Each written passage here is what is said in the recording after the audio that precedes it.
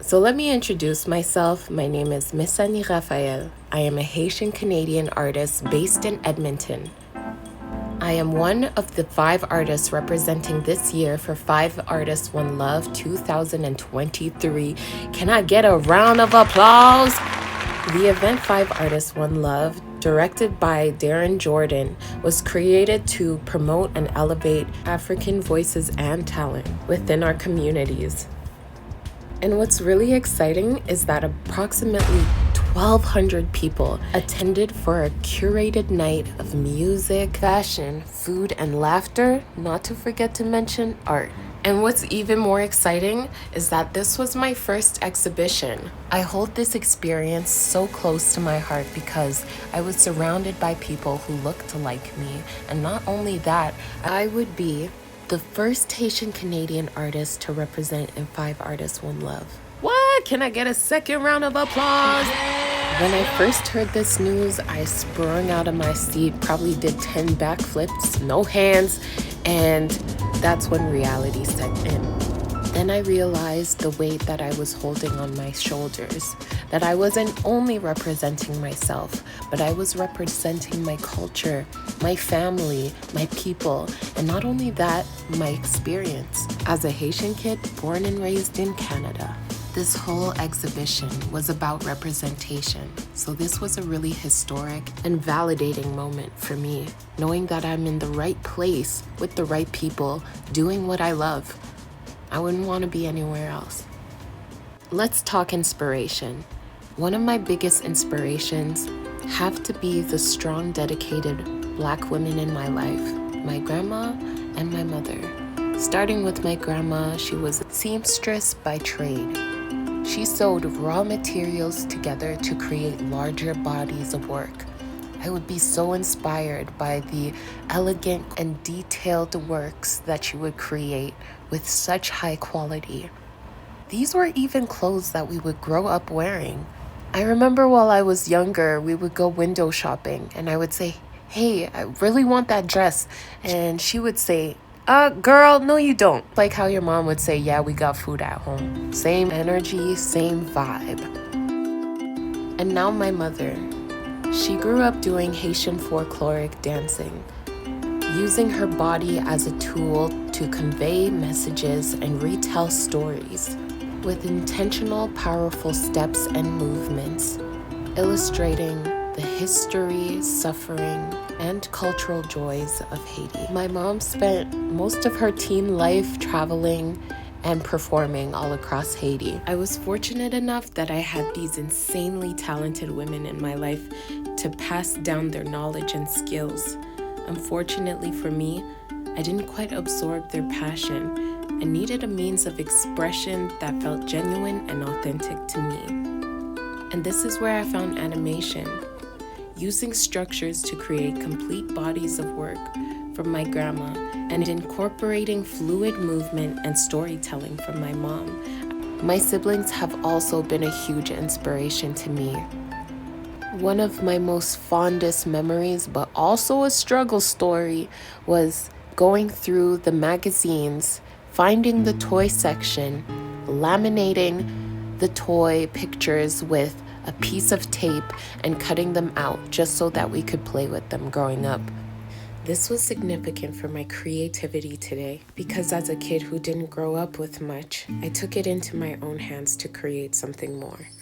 Now let's talk about the art I had displayed at the AGA. I explore themes that are experienced by a unified collective, such as emotion, symbolism, poetry, and the 3-year-long uncharted, isolating pandemic of COVID-19. Here's some of my work that I displayed in the exhibition, and let's get into it. I love symbolism. I love sharing messages, and I do that through the art of floriography, which is the meaning behind flowers, and you're going to see a lot of that throughout my work. You get to see a lot of orchids. Orchids signify different things depending on the color. Okay. So over here in Hello, you're going to see yellow orchid flowers, which represent new beginnings and friendship. I tackled the artist statements a little bit differently. Below, I wrote down, in a poetic format, The subject matter.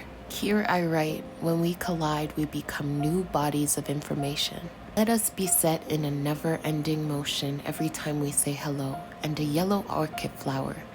To new beginnings, I welcome a soft, mutual destruction of our worlds to be a part of you. 01134. The pandemic really affected my ability to socialize, and I started to become extremely selective with the people I did decide to engage with. Palpable anxiety started to present itself, and so did the time to meditate on the lack of human interaction. With this came the realization that to have deep, meaningful relationships, one must first introduce themselves and say hello. Only then can an opportunity present itself for deeper, meaningful connections. During COVID times, a lot of our interactions were moved to a screen basis. So I wanted to honor that kind of history behind COVID. The reason why I use numbers is because I wanted to keep the same language, that interaction between technology and person. And it's still welcoming, but at the same time, there's something strange about that language because it doesn't convert in our minds so easily. This piece in particular speaks about the people that walk into your life and impact you so deeply that you feel like you lose momentum and you become a new person, shifting and growing because of this very delicate but at the same time violent crash of meeting people. So it all goes back to the title, Hello, where that would be monumental. Globally, we were all affected by COVID-19. And although I had a hard time interacting with people, I did find a love interest during COVID. I'm not gonna lie, I did. Everybody was locked up, but you could never lock my heart down. And as beautiful as that sounds, it ended pretty horribly.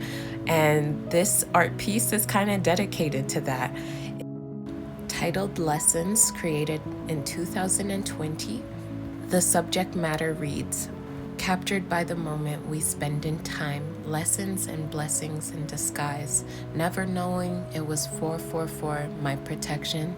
Thank you, from you I take my lesson. This piece was first developed into a painting, and I saw potential for it to describe my emotions a little bit more. So I brought it into a software so that I could bring more life into it. Here you see two figures embracing each other, closing their eyes and taking in the moment. Around them you see the happy bean plant growing upwards towards the sky. On your left you see the numbers 444, and on the right there's a text that writes, "Darling, won't you take those off? You still have those rose-colored glasses on." The overall image is sweet and calming, but the use of the color pink helps us allude to the text saying that nothing is ever as it seems, romanticizing situations that aren't real. See the words orchids there. Orchids. Is that sort of like A play on words. play on words with, Yeah. with orchids? Yes.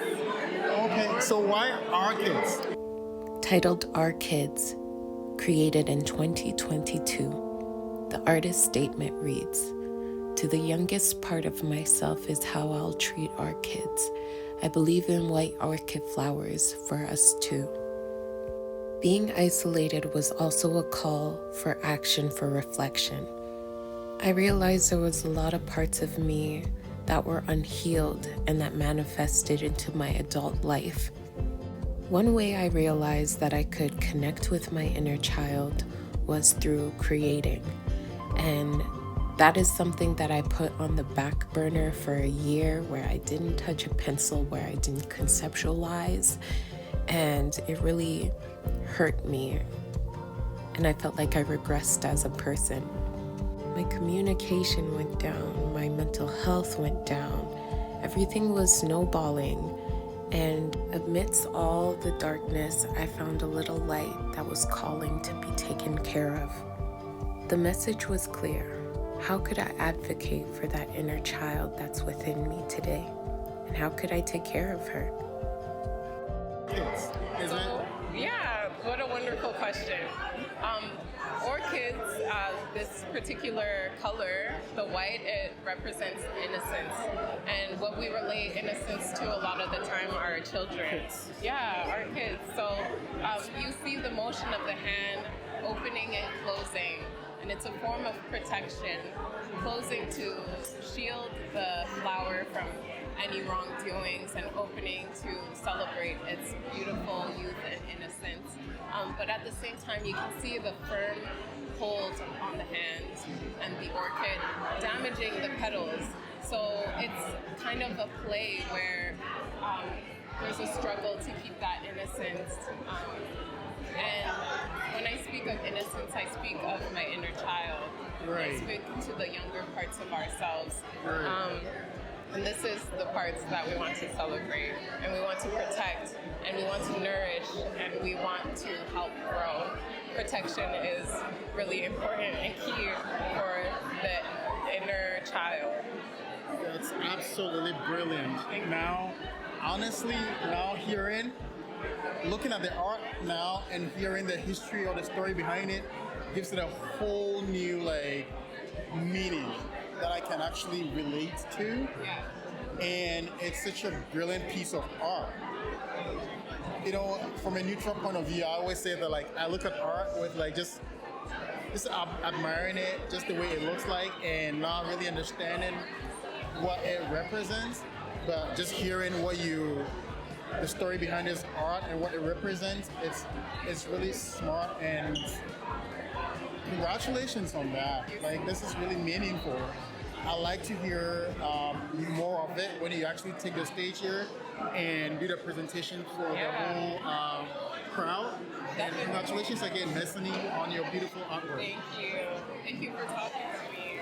You're welcome. Thank you so much for watching. Please make sure to take some time and follow me on all socials. My handle is MESSANIEE.